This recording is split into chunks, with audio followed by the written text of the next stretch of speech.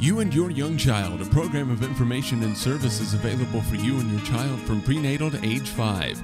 You and Your Young Child has been brought to you in part by Minor Family Dentistry and by the Sternberg Museum of Natural History. Minor Family Dentistry would like to bring you the following dental health tip. It's recommended to have a dental checkup no later than your child's first birthday. An adult should brush for a young child and monitor older children's brushing to ensure a good job is done. Flossing should start when teeth are touching. Minor Family Dentistry wishes you good dental health. Families, including children of all ages, are welcome. Minor Family Dentistry, 1010 Downing and Hayes. Find them in the Next Tech directory. It's 40 feet long. It's a cold-blooded killer, and it's prowling the galleries of Sternberg Museum. It's Super Croc, 10 tons of terror that you've got to see to believe. Sternberg Museum and Project Exploration bring you a creature so big it was a dinosaur's worst nightmare. Don't miss your chance to see the science of Super Croc, only at the Sternberg Museum, Hayes, Kansas. Hello, and welcome to You and Your Young Child, the program devoted to early childhood. My name is Dana Stanton, and I'm the coordinator of the West Central Kansas Smart Start program. And today we're doing something a little different. I'm hoping this is the first of many segments like this. We're wanting to show some activities that parents can do with their kids. So with me today, my guest is Andy Stanton. How are you? Pretty good. How are you? Now, your only qualification here today is to be a dad. So are you a dad? I'm a dad of 3 kids. Three kids. And this is our son, Jackson Stanton. Hello, Jackson. Hi. Now, tell us how old you are and what grade you're in and what school you go to. I am 9 years old, and I go to Laughlin Elementary School, and I'm in 3rd grade. Awesome. Now, today you're going to show us an activity that you and Jackson, or maybe you and your other 2 children, do together, and you're going to put together. Tell us what you're going to do for us. We're going to make a fruit pizza. Okay. It's something that's very simple to do. It's a great activity for kids in the kitchen, and it tastes great. And this time of year, there's all sorts of great fruit in season, so it's not that much of an expensive treat also. Okay. So I guess we'll just get started. Tell us what you did first here. Okay. What we have done, typically a fruit pizza has a sugar cookie dough crust, and then the sauce is typically some sort of a cream cheese mixture, and then whatever fruit you want to put on it. So we have prepared 2 packages of the store-bought sugar cookie dough that comes in the long tubes. We pressed it down onto the cookie sheet and baked it on the package's directions about 15 minutes, 350 degrees. And now we have, for the sauce, we've taken 2 packages of cream cheese and brought it to room temperature and put about 1/4 to 1/2 cup of strawberry preserves in that and just mix it all up. You can use whatever kind of preserves you want. It just sweetens up the cream cheese a little bit better, and then it works better with the fruit. And then we have bananas, strawberries, kiwi, and blueberries to put on it. So we're going to get Jackson going here on making it. Jack, what we want you to do is take the frosting and put it onto the pizza like we would with pizza sauce. Almost like painting. Yeah. Okay, go ahead. Go ahead, buddy. Now, you mentioned that you use strawberry preserves. Could you use another flavor? Oh, yeah. Peach. We use peach quite a little bit. We had strawberry preserves in the refrigerator this morning, so that's what we chose to do. But pretty much, whatever your liking is, and then also when thinking about what fruit you're using, if you want to find a flavor that complements that. How about like sugar-free things or low-fat cream cheese? Low-fat cream cheese, sugar-free.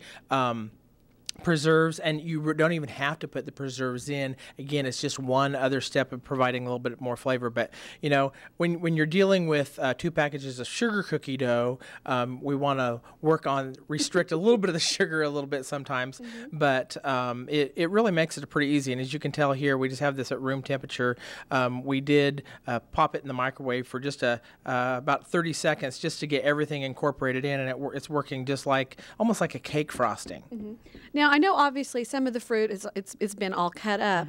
Are there any special concerns that we need to think about with kids in the kitchen? One thing you always want to make sure of is, when you're dealing with cutting anything up, making sure that you are right there if you're going to have your child using any knives or anything like that. Like when we got the fruit ready this morning, I prepared the strawberries and the kiwi, but yet Jackson worked with cutting the bananas. That was a relatively easy task. You don't have to have a super sharp knife to do that, but it's very important when you are working with your child in the kitchen to make sure to try to include them, but realize that there are some areas that they're not going to be able to do. But I always encourage our kids, you know, even our 6-year-old and our 4-year-olds, like, well, Daddy needs to do this step, but can you sit here and talk to me and, you know, make sure I'm doing it right as we're going along.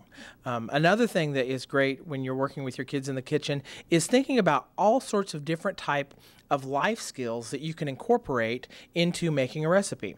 Put a little bit more here, Jack, around the edges. Of, you know, from nice and thick. Yeah, nice and thick. From reading a recipe, you know, utilizing those reading skills, to math skills. Think about how much measuring there is going on. Now, with this type of recipe, there isn't that much of measuring, but you know, whether you're baking brownies or a cake or everything like that, you have those math skills. You can even, you know, do some science skills, seeing how different things react, especially with baking, knowing that, you know, there are certain ingredients that cause the other ingredients for the cake to rise and the bread to rise and various things such as that. So there's always ample opportunity for your kids to get involved in the kitchen.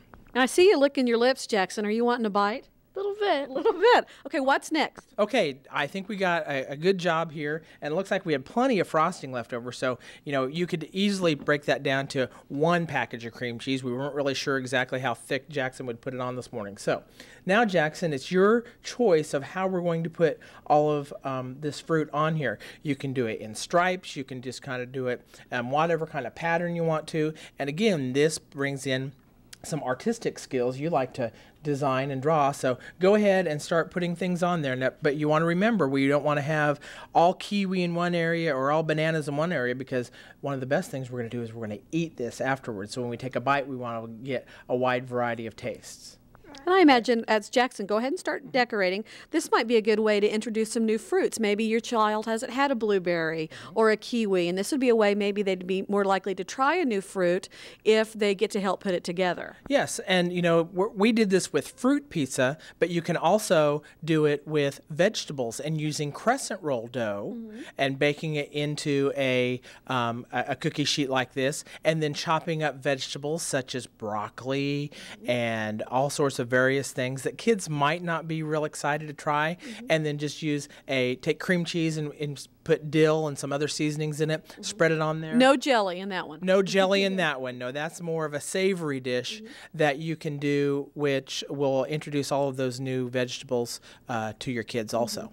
Now, I would think sometimes maybe cooking is something that dads in particular would be a little hesitant to do, but this is something any dad could do with their son or their daughter, and of course a mom could also do it with their children. Exactly. You know, a lot of dads think that the only place that they cook is the barbecue grill. And you know, barbecue grills are not the safest places for kids to be around, but there's also the prep time in the kitchen. So, you know, one thing that we want to encourage is that, you know, wherever you're going to be cooking at, in the kitchen or out in the backyard, whatever, try to think of ways to get your kids involved with it, because it just increases that amount of family time you can have. Okay. Well, Jackson, you're doing a very good job. You keep decorating, all right? Now tell me, what's your favorite thing you like to do with Dad? I like to go to the movie theater and watch like some action movies and adventure movies. Oh, okay. But you're doing a great job being a chef for us today. Parents, if you have a specific activity that you would like to show others how to do with their child, just give me a call. The number will be at the bottom of the screen. You've been watching You and Your Young Child, the program devoted to early childhood. Parents, remember, you are your child's first and best teacher. Thanks. Thanks for watching You and Your Young Child, a program of information and services available for you and your child from prenatal to age 5. You can watch the program weekdays in the noon and 9 o'clock hours. You and Your Young Child has been brought to you in part by Minor Family Dentistry and by the Sternberg Museum of Natural History.